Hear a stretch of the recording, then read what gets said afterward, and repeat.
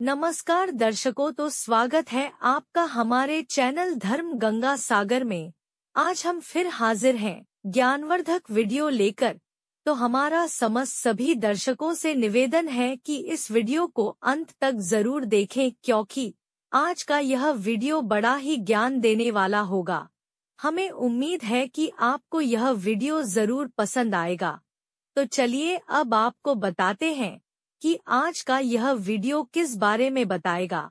लेकिन प्रिय मित्रों, यदि आप हमारे चैनल पर नए हैं तो इसे सब्सक्राइब करें, जिससे आपको हमारे द्वारा बनाए गए धार्मिक वीडियोस निरंतर मिलते रहें। चलिए अब बढ़ते हैं आज के वीडियो की तरफ। ब्रह्मा नीति में भगवान ब्रह्मा जी बताते हैं कि खुद को बदलना है तो इन जगहों पर चुप रहे। ब्रह्मा जी द्वारा बताई बातों को आप अपने जीवन में उतारकर अपना जीवन सफल बना सकते हैं। आम तौर पर हर व्यक्ति अपने जीवन को सुखी बनाना चाहता है, इसके लिए वह तरह तरह का प्रयास भी करता है। फिर भी ना चाहते हुए भी मनुष्य को जीवन में दुखों का सामना करना पड़ता है। दुखों पर विजय प्राप्त कर सुखी जीवन जीने के लिए भगवान ब्रह्मा जी ने अपने ब्रह्मा नीति में कई महत्वपूर्ण बातें बताई हैं।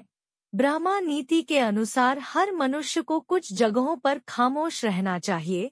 ब्रह्मा जी बताते हैं कि इन स्थानों पर चुप बैठने वाला व्यक्ति जीवन भर सुखी रहता है। साथ ही अगर उन दो स्थानों पर व्यक्ति गलती से भी अपना हस्तक्षेप कर देता है तो आगे चलकर वह बहुत बड़ी मुसीबत में फंस सकता है। आखिर वे कौन से स्थान हैं जहां चुप रहना ही हमारे लिए लाभकारी है?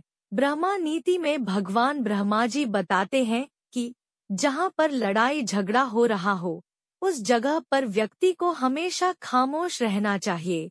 यदि किसी स्थान पर झगड़ा हो रहा है और आपका उससे कोई संबंध नहीं है, तो आपको उसके बीच में कोई भी हस्तक्षेप गलती से भी नहीं करना चाहिए। अगर आपने गलती से भी उन लोगों के बीच में हस्तक्षेप किया तो आगे चलकर आपके ऊपर बहुत बड़ी मुसीबत आ सकती है।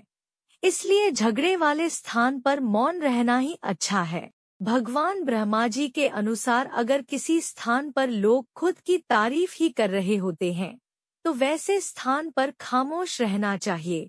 साथ ही यदि किसी स्थान पर सभी लोग अपना अहंकार दिखा रहे हैं तो वहां पर आपको बिल्कुल खामोश बैठना चाहिए। ब्रह्मा जी बताते हैं कि ऐसी जगह पर बोलने वाले व्यक्ति का अपमान होता है। साथ ही वे लोग आपको नीचा दिखाने की भी कोशिश करेंगे। भगवान ब्रह्मा जी कहते हैं कि मूर्ख व्यक्ति अक्सर कुतर्क में ही अपना समय नष्ट करते रहते हैं, जबकि बुद्धिमान व्यक्ति ज्ञान को ग्रहण कर उसे अपने जीवन में उतार लेते हैं। मूर्ख व्यक्ति को कोई भी समझा नहीं सकता है, इसलिए बेहतर होता है कि उनसे बहस ना की जाए, ना ही उन्हें समझाने का प्रयास किया जाए। भगवान ब्रह्मा जी ने कहा कि मूर्ख व्यक्ति के लिए किताबें मूल्यहीन ही है और किताबों में लिखी ज्ञान की बातें फिजूल है। ऐसे लोगों से भी कभी बहस नहीं करनी चाहिए। इसलिए एक बुद्धिमान व्यक्ति को इन दो स्थानों पर हमेशा खामोश ही रहना चाहिए। 10 मौके जहां चुप रहने से होता है लाभ और बोलने से नुकसान। एक कहावत है, अति भला ना बोलना, अति की भली ना चुप, अति का भला ना बरसना, अति की भली ना धूप। इसका अर्थ है जरूरत से ज्यादा बोलना या चुप रहना दोनों ही अच्छी बात नहीं है। जैसे जरूरत से ज्यादा बारिश हो जाए या फिर धूप दोनों ही दिक्कत देती है, उसी तरह अनावश्यक बोलने से भी काफी नुकसान होता है। अगर आपको कहीं चुप रहने से आर्थिक लाभ हो रहा है तो वहां चुप रहने से कोई समस्या नहीं है। आइए जानते हैं ऐसे 10 मौके जहां चुप रहने से लाभ और बोलने से नुकसान होता है। बिना तथ्य के ना बोले। अगर आपके पास कोई तथ्य नहीं है तो वहां चुप रहने में ही भलाई है। चुप बैठने से दिमाग में नई कोशिकाओं का निर्माण होता है और इससे ज्ञान की वृद्धि होती है। बोलने में भलाई वही है जहां आपको किसी चीज के बारे में पूरा ज्ञान हो। शब्दों से ना पहुंचाएं ठेस। अगर आपके शब्द किसी को मानसिक ठेस पहुंचा रहे हैं तो वहां चुप हो जाना चाहिए। कमजोर व्यक्ति के बारे में कुछ भी बोलकर आप महान नहीं बन सकते। महान आप किसी कमजोर का साथ देने से बनेंगे। पवित्र वस्तुओं का ना करें अपमान। कोई वस्तु आपके लिए अपवित्र है और वही वस्तु दूसरों के लिए पवित्र है, तो वहां आपको चुप रहना चाहिए। अनादर हमें किसी भी चीज का नहीं करना चाहिए, चाहे वह किसी इंसान को लेकर हो या फिर किसी धर्म को लेकर। अपमान करने से आप महान नहीं बन सकते। क्रोध में चुपचाप रहना आदर या सम्मान देने की निशानी होती है। इससे ना कोई छोटा होता है और ना ही बड़ा। अगर आपको क्रोध आ रहा है तो आप या तो वहां से किसी का अनादर किए बिना चले जाएं, या फिर चुप रहे। क्रोध करने से आपके रिश्ते खराब होंगे। क्रोध करने से हमेशा क्रोध करने वाले व्यक्ति का ही बुरा होता है। मुद्दे से आपका कोई संबंध ना हो। अगर आपका किसी मुद्दे से कोई संबंध बंद ना हो तो वहां आपका चुप रहना बनता है। बिना किसी वजह अगर आप दूसरों के मुद्दों पर बोलेंगे तो यह आपके लिए अनिष्टकारी रहेगा। इसमें केवल और केवल आपका ही नुकसान है। शब्दों से किसी मित्र को हानि। अगर आपके शब्द सामने वाले के परिवार या फिर मित्र की प्रतिष्ठा के बारे में बुरी झलक दिखा रहे हैं तो वहां आपको चुप रहना चाहिए। किसी के परिवार या फिर मित्र के बारे में बुरा बोलने से केवल आप ही बुरे बनेंगे। जो चीज आसानी से खत्म की जा सकती है उसे अपने शब्दों से बड़ा ना करें। बिना चिल्लाए ना करें कोई बात। अगर आप बिना चिल्लाए कोई बात नहीं कह सकते तो वहां आपका चुप रहने में ही भलाई है। किसी पर चिल्लाने से आपके व्यवहार के बारे में पता चलता है। ज्यादा बोलने से चीजें हमेशा खराब ही हो जाती हैं। किसी के बारे में ना बोले। नीति शास्त्र के अनुसार जो अपने मुंह को बंद रखता है और बुद्धि से काम करता है वही इंसान समझदार होता है। बिना जरूरत के बोलना, किसी के बारे में बोलना, किसी के बीच में बोलना, यह गलत है। कभी कभी हमारे लिए बुद्धिमानी इसी में होती है कि हम अपना मुंह गलत जगह ना खोलें और चुप रहे। शब्दों से आपके दर्शकों को ना हो हानि। कभी कभी दर्शकों के साथ जब हम मजाक करते हैं तो ध्यान रहे कि आपके शब्दों से किसी का अनादर ना हो। मजाक को भी हमेशा शब्दों के मायनों में ही रखें। जहां किसी को शब्दों से चोट लगे वहां चुप हो जाएं। ज्यादा बोलने से हमेशा नुकसान होता है।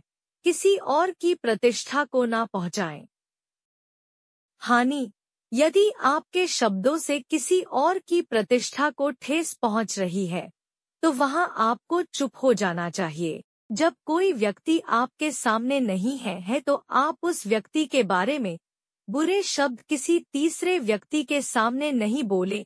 मन को स्थिर बनाओ। अपने शरीर, मन और बुद्धि का बल बढ़ाओ, क्योंकि इस दुनिया में कमजोर की कीमत नहीं होती। और इसी बल को बढ़ाने के लिए एक अनोखा रहस्य गौतम बुद्ध ने बताया था। वह रहस्य हम इस कहानी के माध्यम से जानेंगे। दर्शकों, इस दुनिया में ताकतवर को ही नियति के यहाँ जगह मिलती है, कमजोर की यहाँ कोई जगह नहीं। यह बात आपने सुनी ही होगी और इस बात से आप भली भांति परिचित भी होंगे। इस बात में कोई शक नहीं कि पुराने जमाने में जो लोग हुआ करते थे वह आज के जमाने के इंसानों से कई गुना ज्यादा ताकतवर थे। और ऐसा इसलिए है क्योंकि वे लोग जिंदा रहने के लिए खाना खाते थे और आजकल के लोग सिर्फ जीभ के स्वाद के लिए खाना खाते हैं। आप एक और तथ्य से वाकिफ होंगे कि एक रोटी से 10 गुना ज्यादा ताकत आटे में होती है। आटे से 10 गुना अधिक ताकत दूध में होती है और दूध से 8 गुना अधिक ताकतवर मांसाहार होता है और मांसाहार से 10 गुना ज्यादा ताकतवर घी होता है। लेकिन यदि आप आज के समय में देखेंगे, यदि किसी व्यक्ति को घी खाने के लिए दिया जाए तो वह ज्यादा से ज्यादा 1 चम्मच ही उसका सेवन कर सकता है। इससे ज्यादा वह नहीं खा पाएगा। लेकिन यदि हम पुराने जमाने के इंसानों की बात करें तो उस समय में उनका सर्वश्रेष्ठ भोजन होता था। आपने महाराणा प्रताप के बारे में तो सुना ही होगा। वह जितना वजन लेकर युद्ध भूमि पर लड़ते थे, उतना वजन तो आज के समय में 4 आदमी भी उठा नहीं पाएंगे। इसीलिए कहा जाता है कि उस जमाने के लोग सचमुच जीवन जीते थे और आज के लोग तो केवल जबरदस्ती इस जीवन को जी रहे हैं। बहुत समय पहले की बात है, एक छोटा सा राज्य था। वहीं एक पीपल के वृक्ष पर बूढ़ा बगुला रहता था। उस राज्य में मौजूद सभी पशु पक्षी उस बूढ़े बगुला को बहुत मान सम्मान देते थे, क्योंकि वह बूढ़ा बगुला सभी जानवरों को पीपल के वृक्ष के नीचे रोज ज्ञानवर्धक कहानी सुनाता था। एक दिन की बात है, वो बीमार पड़ गया और उसके पास केवल एक रात बची थी। तभी उसने सभी जानवरों को इकट्ठा करा और कहा कि कल मेरी मृत्यु हो जाएगी। उस बूढ़े बगुला के ऐसा कहने पर सभी जानवर दुखी हो गए। तो वो कहता है, अब मैं तुम्हें जीवन की आखिरी कहानी सुना रहा हूँ। आज रात के बाद तुम्हें कोई कहानी नहीं सुनाएगा। फिर सभी जानवर उसकी कहानी सुनने लग जाते हैं और फिर वह बूढ़ा बगुला अपनी दबी आवाज में कहानी कहना शुरू करता है। एक समय की बात है, तालपुर नामक राज्य था। उस राज्य का राजा बहुत दयालु था और वहाँ की सेना भी बहुत पराक्रमी थी। उस सेना में एक ऐसा व्यक्ति भी था जो अत्यधिक पराक्रमी था और वह उस राज्य का सर्वश्रेष्ठ योद्धा था। वह इतना ताकतवर था कि एक साथ वह 50 लोगों को भी परास्त कर सकता था और राजा उसके इस पराक्रम से हमेशा बहुत खुश रहता था। जब भी उसे कोई युद्ध करने जाना होता तो वह पहले 100 बार सोचा करता है कि क्या उसे युद्ध करना आसान है, क्या उसे हराना आसान है। हर कोई जानता था कि वह बहुत शूरवीर है, बहुत ताकतवर है, इसलिए उसे हराना लगभग असंभव था। अपने राजा के लिए हमेशा तत्पर रहता है। अपने राज्य के राजा के लिए, अपनी प्रजा के लिए जो कुछ उससे अच्छा होता वह उसे अवश्य करता है। एक बार की बात है, वह शूरवीर योद्धा अपना पराक्रम दिखा रहा था। उसी वक्त उसके दोनों पुत्र वहां पर आए हुए थे। राजा ने उसके दोनों पुत्रों को देखा और राजा के मन में यह लालसा जगी कि आने वाले समय में हमारे राज्य के लिए इनमें से सबसे सर्वश्रेष्ठ योद्धा कौन होगा। यह बात जब उस योद्धा के कानों में पड़ी तो वह अत्यधिक चिंतित हो गया। उस योद्धा के 2 पुत्र थे। जो बड़ा वाला बेटा था वह हर चीज का हुनर सीख चुका था। फिर चाहे वह तलवारबाजी हो या लोगों से बोलना हो, आग से खेलना, हर तरफ की चालबाजी से वह संपूर्ण था। उसे जो कुछ भी सिखाया जाता है वह उसे सीखने में निपुण था। वह बहुत जल्द उस विद्या को, उस कला को सीख जाता था। उसे हर कोई यही कहता है कि अगला योद्धा यही होगा, यही हमारे राज्य के लिए सर्वश्रेष्ठ योद्धा बन सकता है। लेकिन उस योद्धा का एक छोटा पुत्र भी था जो बहुत कमजोर था, जिसे कोई भी चीज सीखने में अत्यधिक समय लगता था और उसे देखकर कोई भी यह नहीं कहता था कि यह कभी योद्धा बन सकेगा। उसे उसके पिता ने बहुत कुछ सिखाने का प्रयास किया, लेकिन वह कभी भी कुछ सीख नहीं पाया। ना ही वह अच्छी तलवारबाजी कर पाता था, ना ही उसे एक योद्धा की तरह जीना आता था। वह हमेशा आलस्य की तरह पड़ा रहता था। जब भी वह योद्धा अपने दोनों पुत्रों को एक साथ देखता तो उसे बहुत चिंता होती थी, उसे बहुत तकलीफ होती थी, क्योंकि वह अपने दोनों पुत्रों को एक समान बनाना चाहता था। वह अपने दोनों पुत्रों में कोई फर्क नहीं समझता था। लेकिन जब भी कोई यह कहता कि बड़ा पुत्र अत्यधिक बलवान है, शूरवीर है, वह एक योद्धा जरूर बनेगा, और जब वहीं पर छोटे पुत्र के लिए कोई यह कहता कि यह तो कमजोर है, आलसी है, यह भला क्या कर पाएगा, यह सुनकर उस योद्धा को बहुत तकलीफ होती और उसे देखकर कोई भी यह नहीं कहता था कि यह कभी योद्धा बन सकेगा। उसे उसके पिता ने बहुत कुछ सिखाने का प्रयास किया, लेकिन वह कभी भी कुछ सीख नहीं पाया। ना ही वह अच्छी तलवारबाजी कर पाता था, ना ही उसे एक योद्धा की तरह जीना आता था। वह हमेशा आलस्य की तरह पड़ा रहता था। जब भी वह योद्धा अपने दोनों पुत्रों को एक साथ देखता तो उसे बहुत चिंता होती थी, उसे बहुत तकलीफ होती थी, क्योंकि वह अपने दोनों पुत्रों को एक समान बनाना चाहता था। वह अपने दोनों पुत्रों में कोई फर्क नहीं समझता था।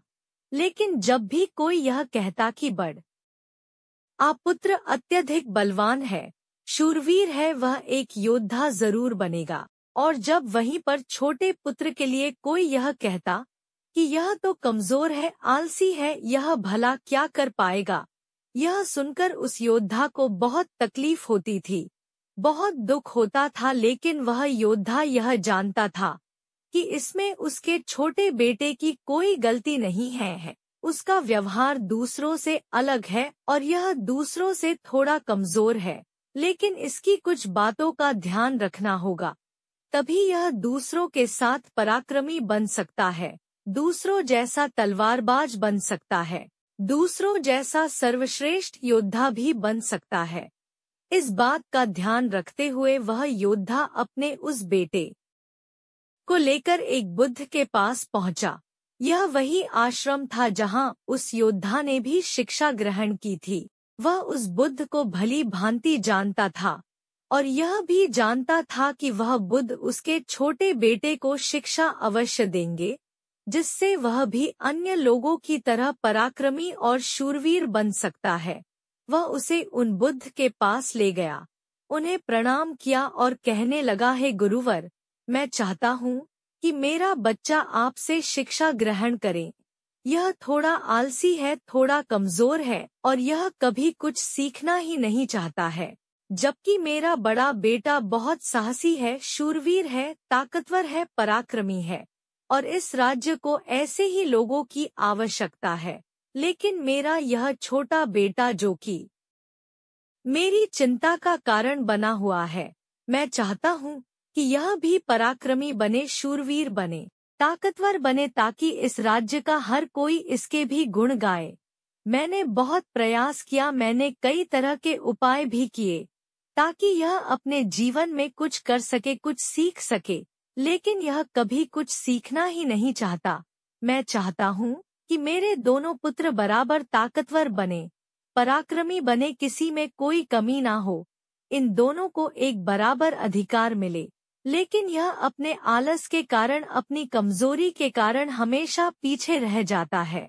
मैंने इसे कई बार समझाया, लेकिन यह है कि मेरी बातों को मानता ही नहीं। मैं अपने दोनों बेटों में कोई भेदभाव नहीं रखना चाहता। फिर वह बूढ़ा बगुला बताता है कि वह योद्धा कहता है, मैं दोनों को एक बराबर बनाना चाहता हूँ। उस योद्धा की यह सारी बातें सुनकर वह बुद्ध उस योद्धा से कहते हैं, बेटा, मैं जानता हूँ तुम्हारे पुत्र को क्या तकलीफ है, मैं इसे वैसा ही बना दूंगा जैसा तुम चाहते हो, लेकिन इसके लिए तुम्हें इसे कुछ दिन के लिए मेरे पास यहाँ पर आश्रम में छोड़ना होगा, और मैं तुम्हें यकीन दिलाता हूँ कि जब तुम वापस इसे लेने आओगे तो तुम्हें तुम्हारा यह पुत्र इस प्रकार नहीं दिखेगा। इसकी जगह पर तुम्हें वह पराक्रमी, वह ताकतवर बेटा मिलेगा जैसा तुम चाहते हो। बुद्ध अत्यधिक आत्मज्ञानी थे।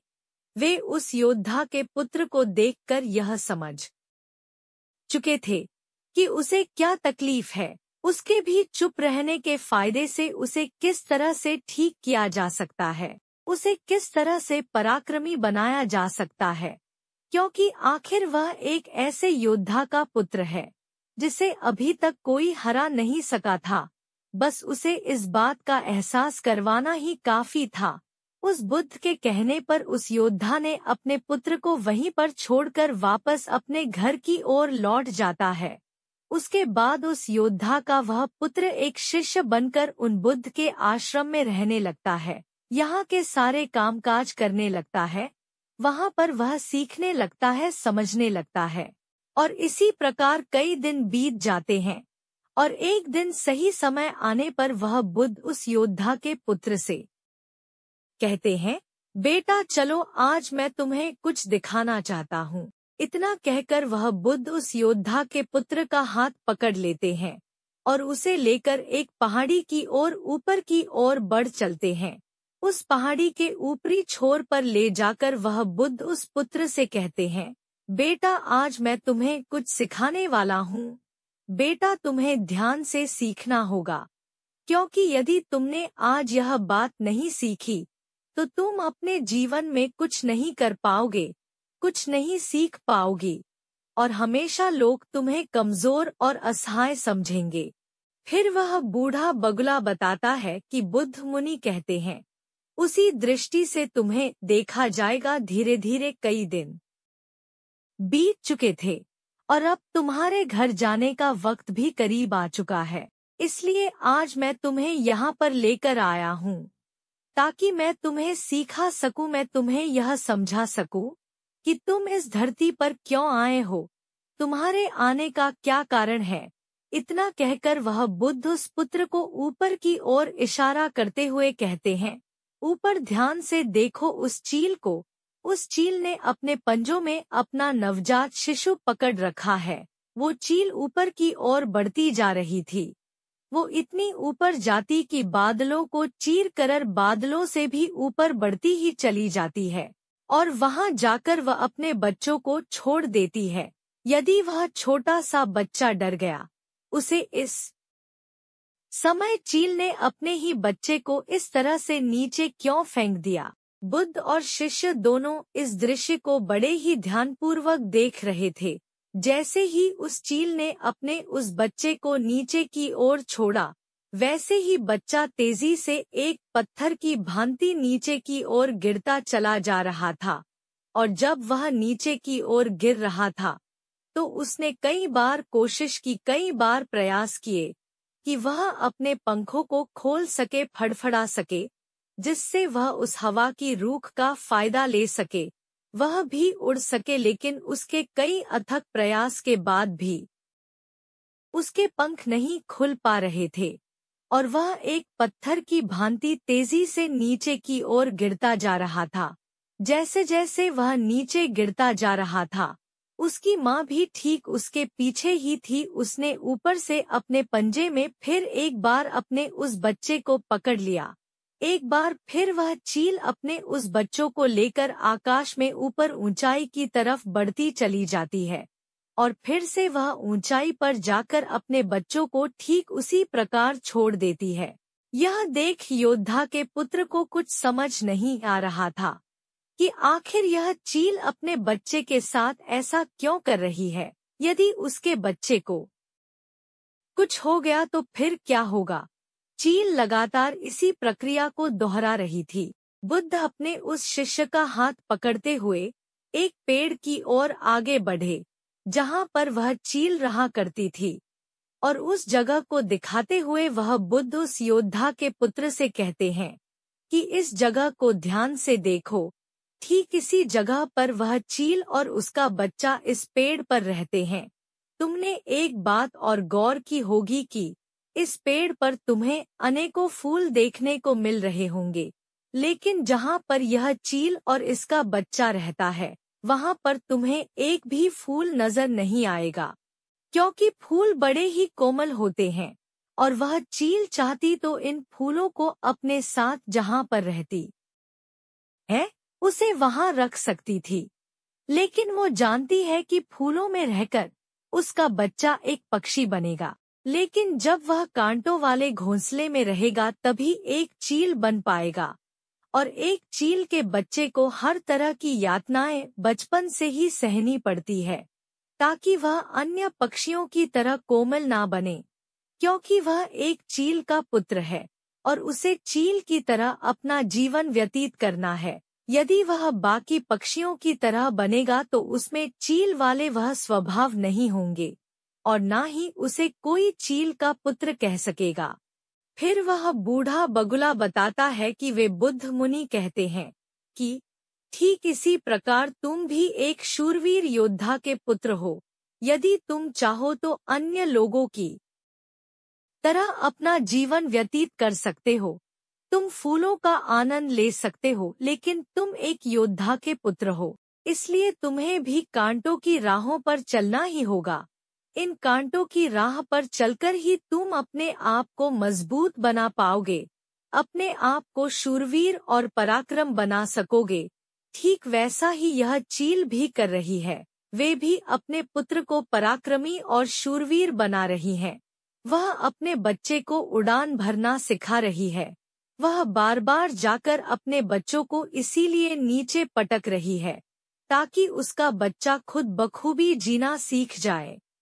किंतु यदि वही पुत्र किसी और पक्षी के घर पर जन्म लेता तो उसे इस तरह की यातनाएं नहीं सहनी पड़ती।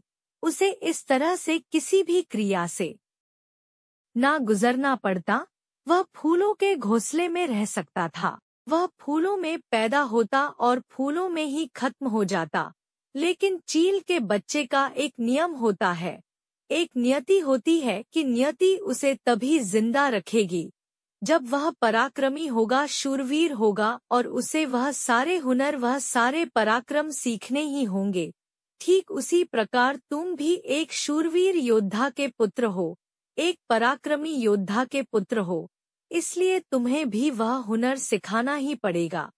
अन्यथा अन्य पक्षियों की तरह तुम भी अपने जीवन में कुछ नहीं कर पाओगे। तुम भी एक दिन फूलों में जीकर फूलों में ही मर जाओगे। यह सब देखकर वह पुत्र उन बुद्ध के चरणों में गिर पड़ा, उन्हें प्रणाम कर उन्हें कहने लगा, हे गुरुदेव, मुझे अपनी गलती का एहसास हो चुका है। मुझे यह पता चल चुका है कि मैं एक शूरवीर योद्धा का पुत्र हूँ और मुझे अपना जीवन इसी तरह से जीना है। मुझे इस हुनर को सीखना ही होगा। इतना कहकर वह बुद्ध और शिष्य वापस आश्रम की ओर लौट जाते हैं। वहां पहुंचने के बाद वह बुद्ध अपने उस शिष्य से कहते हैं, मैं तुम्हें कुछ ऐसी बातें बताने जा रहा हूँ जिससे तुम्हें अपने जीवन में उतारना होगा। यदि तुम इन बातों को अपने जीवन में उतार लेते हो तो तुम्हें जीवन भर याद रखना होगा। जो कुछ तुमने अभी उस चील से सीखा है वह तुम्हारे लिए एक ऐसी सीख है जिसे तुम्हें कभी नहीं भूलना चाहिए। फिर वह बूढ़ा बगुला बताता है कि बुद्ध मुनि ने कहा, लेकिन तुम एक चील नहीं हो और चील के बच्चे की तरह तुम इस ज्ञान को भी अर्जित नहीं कर सकते। आखिर तुम एक इंसान हो और तुम्हें इंसानों की तरह ही अपने शरीर को बनाना होगा। आज मैं तुम्हें कुछ बातें बताने जा रहा हूँ जो तुम्हें अपने घर जाकर करनी होगी, जिससे तुम एक पराक्रमी योद्धा बन सकोगे और अपने शरीर को स्वस्थ रख पाओगे। क्योंकि एक शूरवीर हमेशा अपने शरीर का ध्यान रखता है। वह हमेशा अपने शरीर को चुस्ती और फुर्तीला बनाए रखता है, जिसके कारण वह कभी बीमार नहीं पड़ता। तुम्हें भी इस बात का ध्यान रखना होगा। तुम्हें सुबह जल्दी उठना होगा। 6 से 8 घंटे की नींद तुम्हारे लिए महत्वपूर्ण है। इससे ज्यादा कभी मत सोना। सुबह जल्दी उठकर अपना जो हुनर है उसका अभ्यास करना। जिस प्रकार तुम्हारे पिता एक योद्धा है, वे सुबह उठकर अपने सभी हुनरों का अभ्यास करते हैं, ठीक उसी प्रकार तुम्हें भी सुबह उठकर अपने सभी हुनर का अभ्यास करना होगा। फिर वह बूढ़ा बगुला बताता है कि वह बुद्ध मुनि बताते हैं, प्राणायाम करना होगा, जिससे तुम्हारा शरीर पूरी तरह से स्वस्थ होगा और जितना तुम अपने शरीर को स्वस्थ रखोगे उससे भी ज्यादा तुम अपने अंदर की शक्तियों को समर्थ बना पाओगे। और तुम्हें एक बात और याद रखनी होगी कि जितना तुम्हें अपने ऊपरी शरीर का ध्यान रखना है, उतना ही तुम्हें अपने भीतर के शरीर का भी ध्यान रखना है, अर्थात अपनी मानसिक शक्ति का भी तुम्हें ध्यान रखना होगा। इसे भी बढ़ाना होगा और मानसिक शक्ति तुम्हें ध्यान से मिलेगी। इसलिए हमेशा ध्यान करना, हमेशा सुबह उठकर प्राणायाम करना, हमेशा सुबह उठकर योगा करना, यह तुम्हें मजबूती प्रदान करेंगे और यदि इसके बाद भी तुम सुबह जल्दी नहीं उठ पाए तो तुम इस आदत को नहीं अपना पाओगे। मेरा एक और सबक याद रखना कि जिस दिन तुम उठने में लेट हो जाओ, अर्थात जितना समय तुम देरी से उठोगे, अपने शरीर पर उतने ही कोड़े मरवाना। जब तुम यह क्रिया 4 से 5 दिन करोगे तो तुम खुद ही अपने आप में वह बदलाव देख पाओगे कि तुम अपने आप ही अपने समय पर उठना शुरू कर पाओगे। दूसरी बात जो तुम्हें हमेशा ध्यान रखनी है कि तुम्हें हमेशा स्वादिष्ट और स्वस्थ खाना ही खाना है। ऐसी चीज कभी मत खाना जो तुम्हारे शरीर को नुकसान पहुंचाती है। हमेशा तुम स्वस्थ खाना ही खाना, जैसे हरी सब्जियां, फल, दूध, दही। तुम भोजन अपने शरीर के लिए करना, ना कि अपनी जीभ के लिए, ना ही स्वाद के लिए। अगली बात, वह बुद्ध अपने शिष्य से कहते हैं कि जब भी तुम्हारे मन में कोई चिंता हो, कोई ऐसा विषय हो जिसे लेकर तुम बहुत चिंतित हो, तो ऐसी बात अपने घर परिवार में अवश्य बताना। यदि तुम इन बातों को अपने मन में रखते हो तो यह बातें तुम्हें मन ही मन कमजोर बनाती चली जाएगी। शरीर को अंदर से साफ करने का एक अचूक तरीका, यह चिंता तुम्हें अंदर ही अंदर खाती चली जाएगी और तुम खोखले होते चले जाओगे। और याद रखना, जब हमारा मन बीमार पड़ता है तो वह हमारे शरीर को भी बीमार कर देता है। इसीलिए कोई भी बात कभी छुपाकर मत रखना। हर बात अपने घर वालों और अपने परिवार को अवश्य यह बताना। आगे वह बुद्ध अपने उस शिष्य से कहते हैं, हमेशा सकारात्मक सोच रखना, कभी भी नकारात्मक विचार अपने दिमाग में आने मत देना। सबके जीवन में उतार और चढ़ाव तो आते ही रहते हैं। सभी के जीवन में सुख और दुख लगा ही रहता है, कभी अच्छा तो कभी बुरा। जीवन इसी प्रकार चलता है। तुम्हारे जीवन में समय चाहे कैसा भी क्यों न आए, लेकिन तुम्हें हमेशा एक सकारात्मक सोच ही अपनानी है, जिससे तुम अपने जीवन में आने वाली कठिन से कठिन परिस्थितियों का सामना हंसते हुए और बड़ी ही सरलता से उसका सामना कर सको और जीवन में आगे बढ़ पाओगे। अगली बात जो तुम्हें याद रखनी चाहिए कि तुम्हें हमेशा मुस्कुराते रहना है, क्योंकि जब एक योद्धा चिंतित हो तो उसका राज्य भी चिंतित हो सकता है और तुम्हारी मुस्कुराहट से ही सबको ताकत मिलती है। तुम एक शूरवीर योद्धा के पुत्र हो। तुम्हारी हंसी तुम्हारे चेहरे से अलग नहीं होनी चाहिए। तुम्हारे मुस्कुराते रहना ही तुम्हारे और तुम्हारे राज्य के लिए उचित है। यह तुम्हारे राज्य को एक सकारात्मक ऊर्जा प्रदान करता है और तुम्हारा मुस्कुराते रहना तुम्हारे लिए भी अच्छा है। यह तुम्हारे भी सकारात्मक ऊर्जा का प्रवाह करता है। बुद्ध अपने उस शिष्य को आखिरी सीख देते हुए कहते हैं कि बेटा, हमेशा अपने जीवन में दान पुण्य करते रहना। फिर वह बूढ़ा बगुला बताता है कि बुद्ध मुनि कहते हैं, तुम इससे कभी पीछे मत हटना। तुमने देखा होगा कि राजा महाराज ऐसे होते हैं कि दान के समय उनसे जो मांगा जाए वह सब देने के लिए तैयार हो जाते हैं। फिर चाहे आप उनका राजपाट ही क्यों ना मांग ले, दान पुण्य करना अत्यधिक जरूरी है। और ऐसा नहीं कि दान में तुम केवल धन ही दो, तुम किसी की मदद भी कर सकते हो। इसलिए दान पुण्य के समय तुम्हें कभी पीछे नहीं हटना चाहिए। जब हम दान करते हैं तो हमारे मन में एक अजीब सी खुशी महसूस होती है। हमारा मन बहुत खुश होता है, हम बहुत अच्छा महसूस करते हैं और यह खुशी हमारे शरीर को और भी ज्यादा मजबूत बनाती है। लोगों में यह गलत धारणा है कि जब हम दान करते हैं तो हमारी संपत्ति घटती है, लेकिन ऐसा नहीं है। जब हम दान करते हैं तो इससे हमारी संपत्ति घटती नहीं बल्कि बढ़ती चली जाती है। इसलिए दान करने से कभी भी पीछे मत हटाना। जब भी तुम्हें मौका मिले, जैसा भी तुम्हें मौका मिले, तुम दान अवश्य करना। इतना कहकर बुद्ध मुनि शांत हो गए और शिष्य उन बुद्ध के चरणों में प्रणाम करके उनसे कहता है, हे बुद्ध मुनि, आपने जो मुझे शिक्षा दी है, यह शिक्षा मैं जीवन भर याद रखूंगा। इसे मैं कभी भुला नहीं पाऊंगा। हे बुद्ध मुनि, अब मुझे आज्ञा दीजिए, मैं अपने घर जाना चाहता हूँ। अपने पिता की तरह एक पराक्रमी योद्धा बनना चाहता हूँ। इतना कहकर वह शांत हो जाता है और बुद्ध उसे आशीर्वाद देते हुए उस शिष्य को उसके घर जाने की आज्ञा प्रदान करते हैं। इतनी कहानी कहकर वह बूढ़ा बगुला मर जाता है और सभी पशु पक्षी दुखी हो जाते हैं और इतने में सुबह हो जाती है। तो दर्शकों, ये थी आज की धार्मिक कथा एवं ज्ञानवर्धक बातें। ऐसी ही रोचक और महत्वपूर्ण कहानियों के लिए सब्सक्राइब करें हमारा चैनल धर्म गंगा सागर।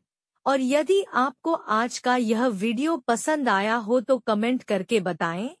वीडियो को लाइक करें, शेयर करें। मिलते हैं आपसे अगले धार्मिक वीडियो में, तब तक के लिए धन्यवाद।